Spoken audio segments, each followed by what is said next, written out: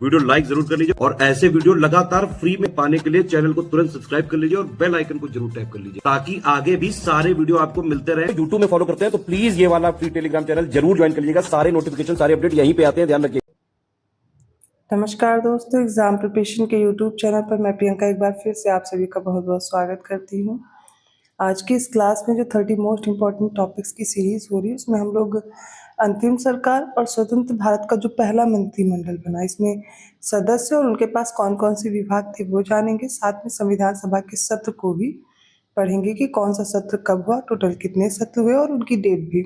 तो पूरा लिस्ट के फॉर्म में आप ये सब देखने वाले हैं। वीडियो ध्यान से देखिए, 1 से 2 प्रश्न आपके एग्जाम में यहीं से बनने की संभावना है। तो अगर आप न्यू हैं इस चैनल पर, डेली दोपहर 1 बजे मेरे साथ ही क्लास कर सकते हैं और इसके साथ साथ रात को 9 बजे यूपीपीएससी आरओ और जो पीसीएस का एग्जाम होना है, प्रीलिम्स एग्जाम, इनके लिए प्रैक्टिस भी करवा रही हूँ। चलिए आज की क्लास स्टार्ट करते हैं। अभी डिस्काउंट भी चल रहा है, ज्ञान कूपन कोड है, अप्लाई कीजिएगा, आपको 25% का डिस्काउंट भी मिल जाएगा।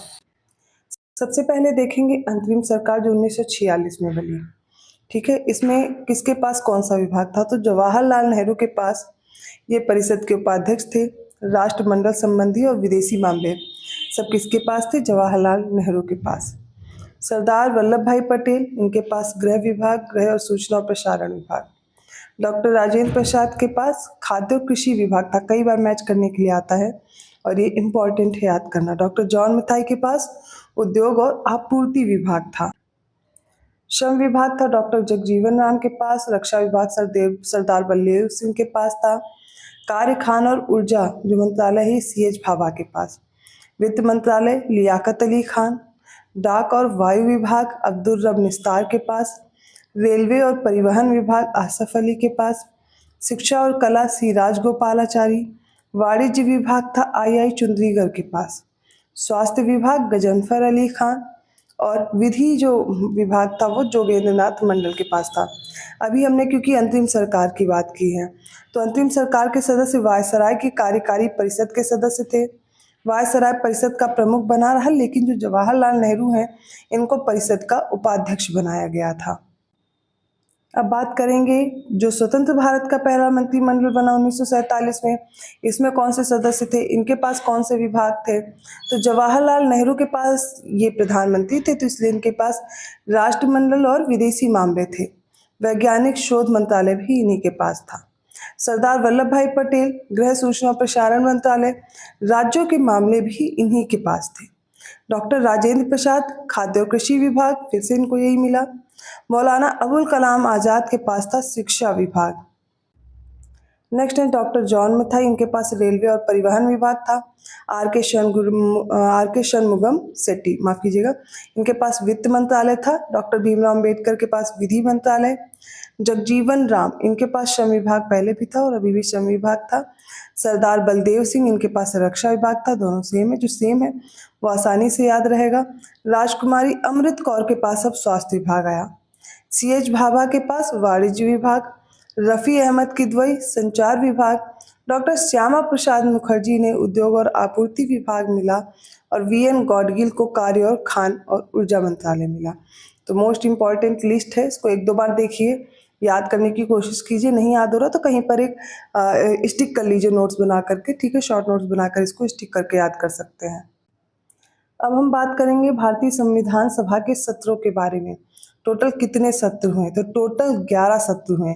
जो 12वां सत्र हुआ था वो 24 जनवरी 1950 को हुआ था, जब संविधान पर हस्ताक्षर किए गए। तो सारे पहले तो सत्र देखेंगे। पहला जो सत्र है वो हुआ था 9 से 23 दिसंबर 1946 को, पहला सत्र याद रखिएगा, जब अस्थायी अध्यक्ष चुने जाते हैं डॉक्टर सच्चिदानंद सिन्हा, ठीक है, याद रखिएगा। फिर दूसरा सत्र होता है 20 से 25 जनवरी 1947 को। तीसरा सत्र हुआ 28 अप्रैल 2 मई 1947 को। तो पहले सत्र का जब पहला दिन हुआ था तो उसमें अस्थायी अध्यक्ष बनते हैं। फिर जब दूसरा सत्र होता है, मतलब दूसरा दिन जब होता है, तो वहाँ पर डॉक्टर राजेंद्र प्रसाद को स्थायी अध्यक्ष बना दिया जाता है। तो तीसरा सत्र कब हुआ? 28 अप्रैल से 2 मई 1947 को। चौथा सत्र चलता है 14 से 31 जुलाई 1947। पांचवा सत्र हुआ 14 से 30 अगस्त 1947। छठवां सत्र 27 जनवरी 1948 और 7वां सत्र हुआ 4 नवंबर 1948 से 8 जनवरी 1949। 8वां सत्र हुआ 16 मई से 16 जून 1949। जो 9वां सत्र है वो 30 जुलाई से 18 सितंबर 1949 तक होता है। 10वां सत्र था 6 से 17 अक्टूबर 1949 और 11वां सत्र था 14 से 26 नवंबर 1949। फिर जो ये 24 जनवरी थी, 24 जनवरी 1950 को 12वां सत्र होता कह दीजिए, या फिर पुनः बैठक होती है जब सदस्यों ने भारत के संविधान पर हस्ताक्षर किए थे। इसी क्लास में एक और इम्पॉर्टेंट लिस्ट हम लोग डिस्कस करने वाले हैं, जिसमें पढ़ेंगे राज्यों और केंद्र शासित प्रदेशों का गठन वर्ष। तो देखिए, सबसे पहला जो राज्य बनता है वो 1953 में बना। भाषा के आधार पर मद्रास राज्य का ये हिस्सा था, आंध्र प्रदेश। गुजरात का, देखिए ये मैच करने को आते हैं, इनके स्थापना वर्ष दे दिए जाते हैं, सामने स्टेट लिखे होते हैं और लगभग प्रश्न बनता है यहाँ से, ये भी टॉपिक बहुत इंपॉर्टेंट है। तो गुजरात भी पूछा जा चुका है। 1960 में बना, बॉम्बे राज्य का ये हिस्सा था। एमपी बनता है 1956 में। अब ये मध्य प्रांत और बरार का हिस्सा था। मकराई की रियासत और पूर्वी राज्य एजेंसी की रियासतें भी थी। बिहार बनता 1912 में। ये बंगाल प्रांत का हिस्सा था ब्रिटिश भारत का। उत्तर प्रदेश आपको पता है संयुक्त प्रांत के नाम से 1950 में बना था। महाराष्ट्र का गठन हुआ 1960 में। ये बॉम्बे राज्य का हिस्सा हुआ करता था। केरल बना 1956 में, त्रावणकोर और कोचीन राज्य था। जो नागालैंड है, इसकी स्थापना हुई 1963 में। ये केंद्र शासित प्रदेश के रूप में पहले ये बना था नागालैंड।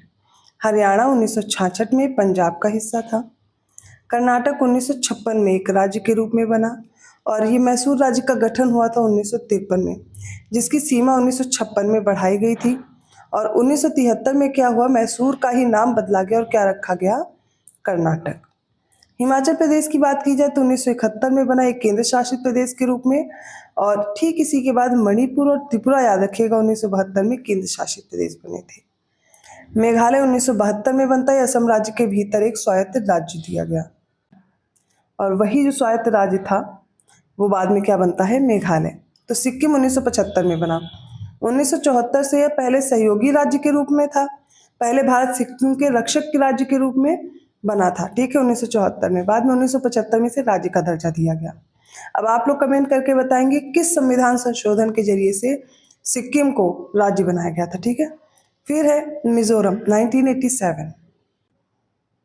तो मिजोरम 1987 में बना। 1972 तक ये असम का जिला और 1972 से 1987 तक एक केंद्र शासित प्रदेश था।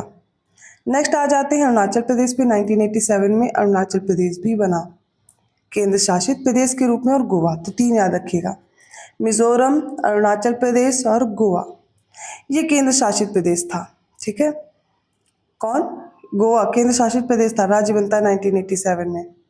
उत्तराखंड 2000 में उत्तर प्रदेश के भाग से अलग किया गया था, कुछ जिलों को काट करके बनाया गया उत्तराखंड 2000 में।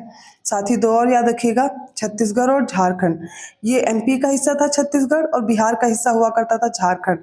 2000 वर्ष 2000 में इनको अलग राज्य का दर्जा मिला। तो याद रखिएगा, पहले केंद्र शासित प्रदेश था नागालैंड। 1963 में राज्य बना। हरियाणा पंजाब का हिस्सा हुआ करता था, 1966 में बना।